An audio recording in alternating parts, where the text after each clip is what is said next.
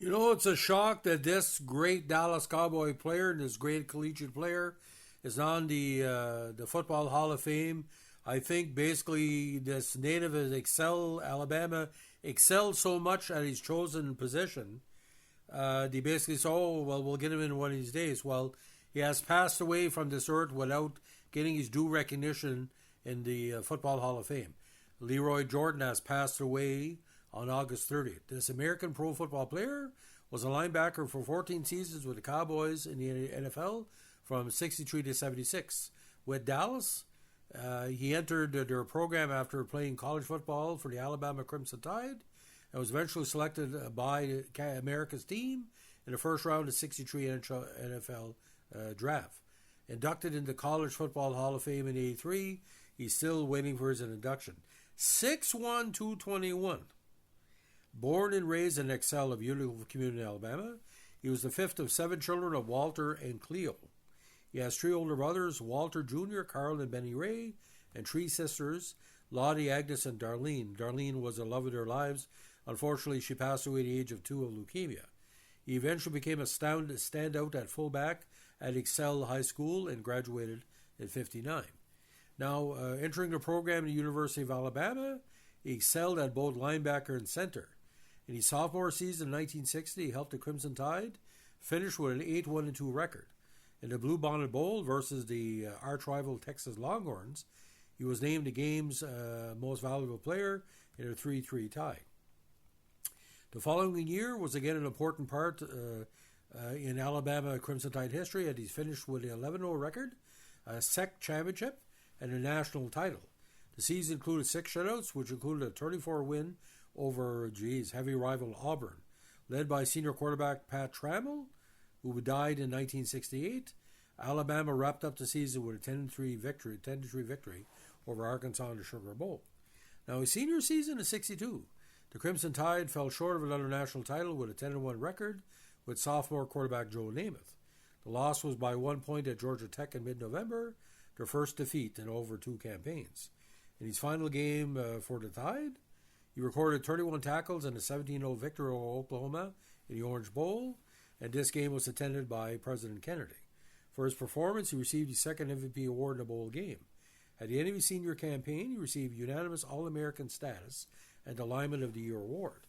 Now, during his career for Alabama, he received high praise from veteran coach Bear Bryant, who said he was one of the finest football players the world has ever seen.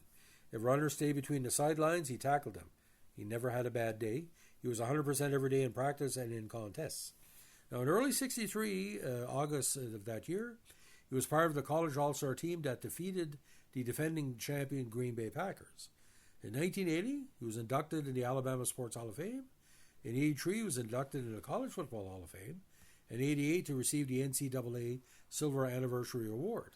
Now, Jordan was the 6th overall pick in the 63 NFL draft by the Cowboys and the 14th overall pick in the NFL draft taken by the Boston Patriots. He chose the NFL and signed in early January. During preseason 63, he was named the Cowboys' weak side linebacker and became the first rookie linebacker in franchise history to start a season opener.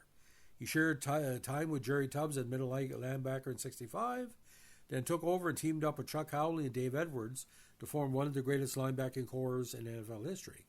His teammates nicknamed him Killer and named his team captain for defense. In 71, in one of his greatest games, he had a team record 21 tackles against the Eagles in their September 26 contests. On November 4th, 73, he intercepted 3 passes in the first quarter from the Bengals' Ken Anderson within a span of 5 minutes, returning 131 yards for a touchdown. The picks were collectively named one of the 10 most memorable moments in the history of Texas Stadium by ESPN in 2008. Now, Jordan was usually the smallest middle linebacker in the league at only 6'1" and 220, but his competitiveness and drive made up for his lack of style. Head coach Tom Landry said of Leroy, he was a great competitor. He was not big for a middle linebacker, but because of his competitiveness, he was able to play the game and play it well. His leadership was there, and he demanded a lot of the people around him, as he did himself.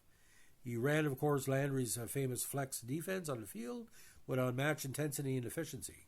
He watched game film endlessly. His contract included a projector for his home. Now, He became the franchise all-time leader in solo tackles with 743 in his 14 seasons with Dallas. He was a 2-time All-Pro and a 5-time Pro Bowler. He also helped the Cowboys to 3 Super Bowls and 5 NFC title games. Jordan was an able defender against the run and pass, as he had a penchant for recovering loose footballs. He remains tied for second in club history with 18 career fumble recoveries. More than 25 years after his retirement, he still ranks second in Cowboys history in career solo tackles with 743, second in career assisted tackles with 493, second in combined total tackles with 1236, and first with 154 consecutive starts. He also holds a third and fourth highest totals of solo tackles in a single season with 175 and 97 and 68. In his 14 NFL seasons, he intercepted 32, 7 in club history, returning for 472 yards and 3 TDs. Now, he was selected to the Cowboys Silver Season All-Time Team. In '88, he was among 15 finalists for induction into the Pro Football Hall of Fame, but did not make the cut. Among those finalists, Lou Rimkus and he are the only ones who did not eventually become elected into the Hall. In '89, he became the 7th member of the Dallas Cowboys Ring of Honor. He was also the first member inducted by Jerry Jones. Now, in 2018, the Professional Football Researchers Association named Jordan to the PFRA Hall of the Very Good Class of 2018. Now, Jordan and his beautiful college sweetheart Mary married of Utah, E-U-T-A-W, and he had 3 sons. After his football career, he managed the Leroy Jordan Lumber Company, headquartered in Dallas. Unfortunately, passing away on August 30th, 2025, at the age of 84. I think Dallas would not have been the powerhouse they were in their key years were not for Leroy Jordan. Now, what's weird about this, ladies and gentlemen, he holds the middle linebacker record for consecutive starts at 154, 19 in the playoffs, making a grand total of 173. So this was 14-game season, so obviously he would have started more contests. So you're asking yourself, why is it Leroy Jordan in the Hall of Fame? Well, I don't know either, but let's look at his resume and you can tell me why he's not in there. Now, when he passed away at age 84, like I said, the totals were there for everybody to see. Cowboys, not an original Cowboy, but pretty close, 63 to 76, and he would have won in 78 with what he called the second wave of Staubach. Super Bowl champion against the Dolphins, Super Bowl 6. Second team All-Pro, 69-73. 5-time Pro Bowl, 67 to 69, 73 to 74. Cowboys Ring of Honor, national champion 61. Unanimous All-American 62. First team All-Sec in 62. Second team All-Sec in 61. 186 games played in the NFL, 32 interceptions, three touchdowns. So you look at the totals on the he's a Pro Football Reference. Again, not too many people stack up with him for raw statistics. Now, the College Football Hall of Fame profile, which is again available at footballfoundation.org for Leroy Jordan. When Bear Bryant became head coach in Alabama in '58, Leroy Jordan arrived a year later. Soon after, this dynamic tag team were leading Alabama to the top. In 1960, Jordan's sophomore year, Alabama went 8-1-2 with a 3-3 tie against Texas in a Blue Bonnet. For his senior year, '62, he became unanimous All-American.